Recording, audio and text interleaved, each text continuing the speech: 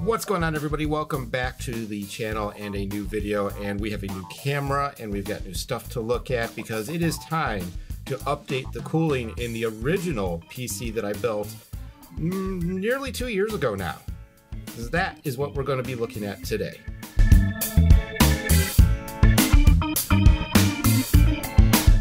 So I don't normally do unboxings anymore because, quite frankly, by the time the package gets here, my overly eager child is usually ready to just tear into the package and see what we got. But so I don't have it coming out of its actual cardboard box, but that's fine. We still have lots to look at here because if you know, my 5820K build, which is the original build, I did it in March of 2017, has been operating with an all-in-one liquid cooler, the NZXT X62 Kraken. And there've been some hiccups with it. There's been some changes to the system. The build has evolved over the course of time. But now it's time to take it to a whole new level, and so that's what we're going to do. We're not going to go quite as crazy as we did with this guy back here. This is the 8700K that I built not too long ago. It's going to be pretty similar. So what we're going to do is we're going to take a look at some of the stuff I've got in, because we are going to be taking this build to a different level. The 5820K, it's still a pretty warm chip from what I've been able to tell. The X62 Kraken is a 280 millimeter all-in-one radiator, all-in-one liquid cooler. It does get up to about 75, 76 when I am rendering a video, particularly in the summertime. It gets really warm, and we want to see if we could drive that down a little bit. And of course, we are going to do it in the most ridiculous way possible because that's what I've been doing lately. As again, I point to this. So today we are going to take a look at what we're going to be doing with this. So what we have here is the EK Fluid Gaming Kit. This is the A240. This is just the CPU. This does not include the graphics card block because I have an Asus 1070 Strix, which is not a reference PCB, so the block that is included in that kit will not work here. So hopefully it doesn't lose focus. This is with the Panasonic Lumix G85 to replace the G7 that does not want to work on its own. It will work with the capture card, but it will not work on its own. And so what we are going to be doing here is we're going to be opening up this box here. This is, again, the G85, so again, what we're going to be doing here is we're going to open this up. This is the A240 kit. This includes everything you need to get started. And then what we have here is the Fluid Gaming expansion pack. And this includes a 360 millimeter radiator as well as all the fans. So that is one of the nice things about these kits. They include the EK Vardar fans. This has 2 of them with it. This has 3. And for extra giggles, of course, we are going to be putting the Halos fan frames in there. These are not the digital ones because my 5820K is not on a motherboard with an addressable header. So that is how it is. I'm eventually going to be doing this. I'm not sure if I'm going to be filming the installation of this loop, but we may film portions of it and just go from there. So we're going to go ahead and get into this and show you what you get when you order this kit. It's a 240 millimeter radiator that's included in here with a pair of 120 millimeter fans, the EK Vardar variety. Now, they're not quite as robust as the EK Vardars that are inside of the 8700K back there, but they should do the job. And again, we have a tab back here. We're just going to pull open, and then this flips up, and we get all kinds of warnings. I knock stuff over. Warning. Big old warning sign. EK Fluid Gaming products are made out of aluminum. Never mix aluminum and copper products in the same loop. Now, thankfully, EK makes a lot of accessories now for the Fluid Gaming kits. But here we go. We have a EK Vardar FE120, maxes out at 1850 RPM. We have a pair of those, so here is number 2. We have some empty wrap, and we've got something fairly substantial here. This is the majority of the kit, and I'm guessing that this is going to be the radiator. Now, this is an aluminum radiator. It is a slim radiator, And it does come with the screws and such. So again, this is a slim. I don't know if it's as slim as the 360 that I have up in the 8700K build, but there you go. And hoping that this is focusing okay. I know that the G7 had issues with focus. I know the G85 isn't much better, but it's very light. So this is the aluminum plays a part in that. And again, you have your screws, your radiator screws, and you've got your screws to attach to the case included in there. So that's what you get with that. Again, 240 millimeter radiator. This guy is going to go into the front of the case, where I have a pair of where I have a trio of 120 millimeter fans. If I have to swap out the two of the Noctuas I have up front, I would do so. I would love to do push-pull, but I don't know that I'm going to have the room to do that.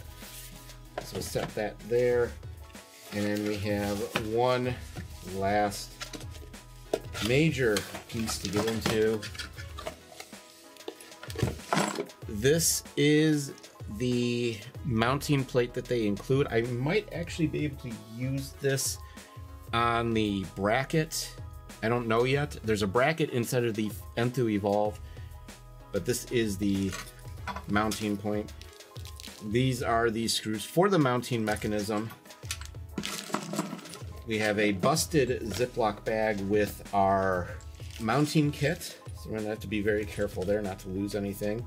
Now, because the 5820K is an X99, it has the back plate pre-installed, and we have a very, very, very thick Allen key.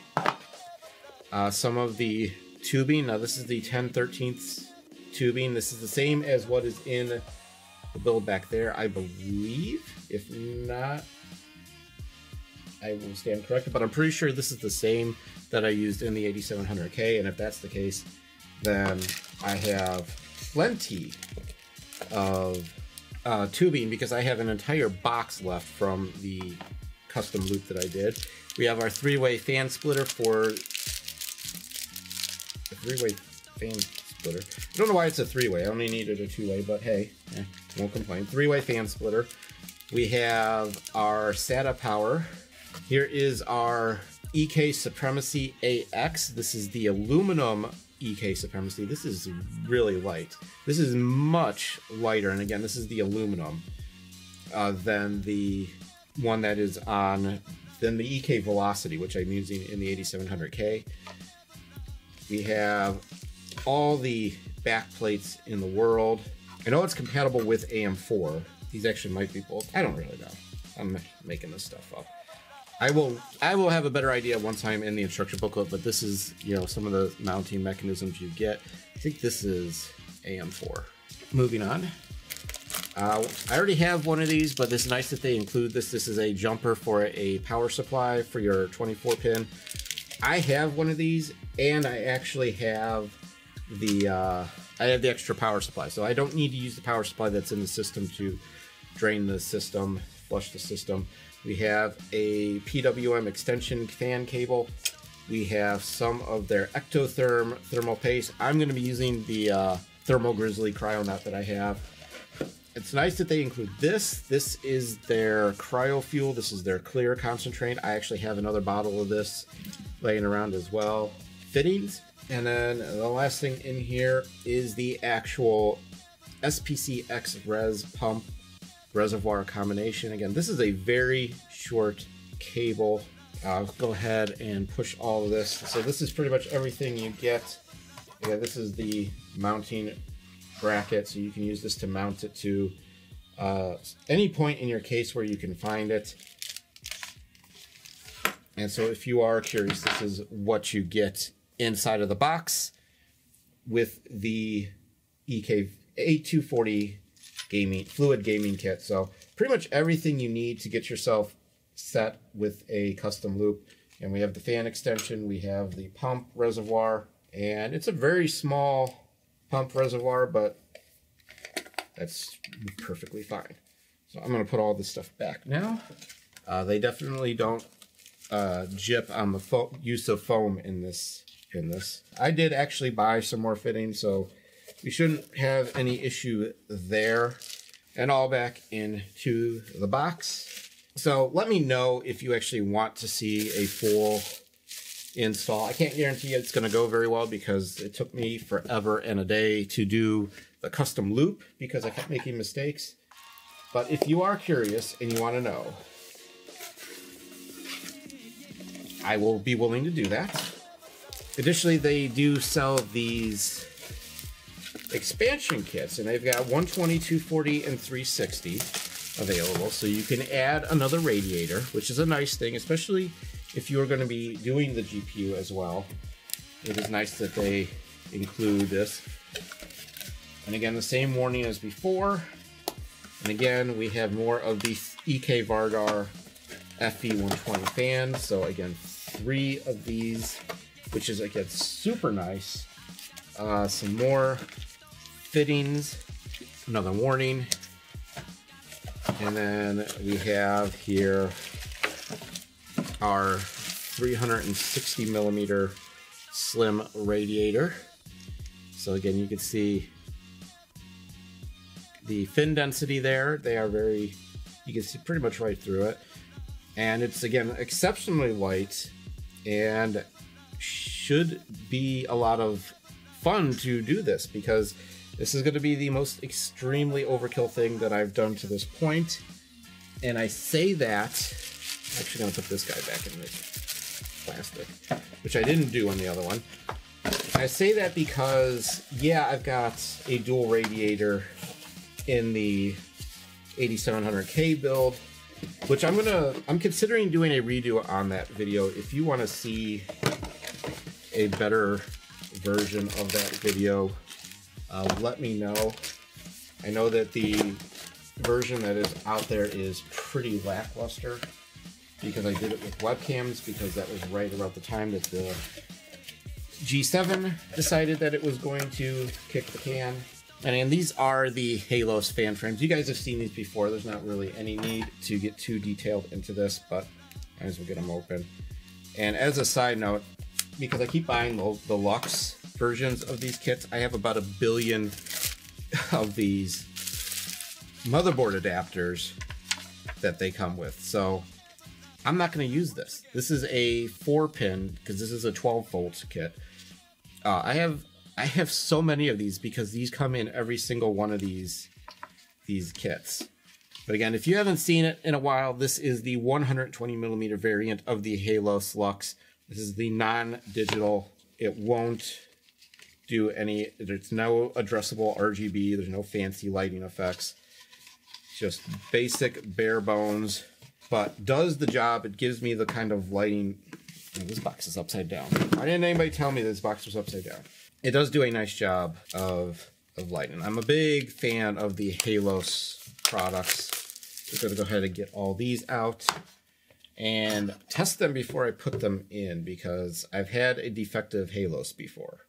Only one out of all these kits I've bought. I've only had one defective, and that was the regular Halos. And if you actually watch the Halos versus Halos Lux video, so you see 3 of them, you will actually see me demonstrate that defective Halos.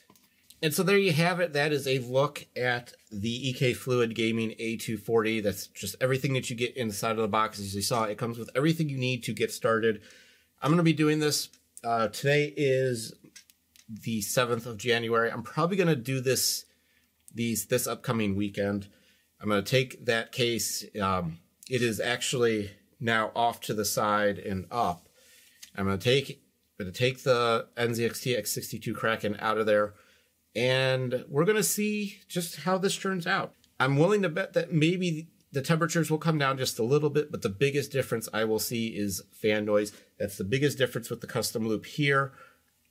And it's that even when it gets up to about 70 degrees Celsius, the fans don't have a chance to ramp up because it doesn't exceed that temperature, which is when the fans are supposed to pick up their speed. So as a result, when I'm gaming, when I'm doing anything on this system behind me, it never gets to the point to where it's loud and obtrusive and obnoxious. And that is probably my favorite part of a custom loop, is the fact that it just does a really nice job of keeping the temperatures in check, but also keeping things relatively silent. Again, my fans are typically running under 45% at all times. The Vardars are a little bit louder, but they never ramp up as much as the X62. So that's what we're going to be doing. We're going to be putting this kit and everything into the first system I built, and then we're going to see how that compares. We're going to see how it does based upon what the X62 was doing. In any case, that is it for this video. If you enjoyed it, give it a thumbs up. If you have anything constructive to say, let me know. I am always looking to improve things. This is a hobby. This isn't something I do seriously. I'm not looking to ever become a larger channel, but it is something that I think is fun to do. If you want to see an updated video on this build, including some better B-roll shots and things that I've actually done inside of there, let me know in the comments below. I will be happy to do that. And let me know if you want me to talk more about the performance of this system. What do you want to see? What kind of video do you want to see next? Let me know down below and I will see what I can do. Again, operating on a self-funded budget, but I do enjoy doing this, so it's a lot of fun for me. That's it though for this one. Hope you enjoyed it, and I will see you guys in the next video.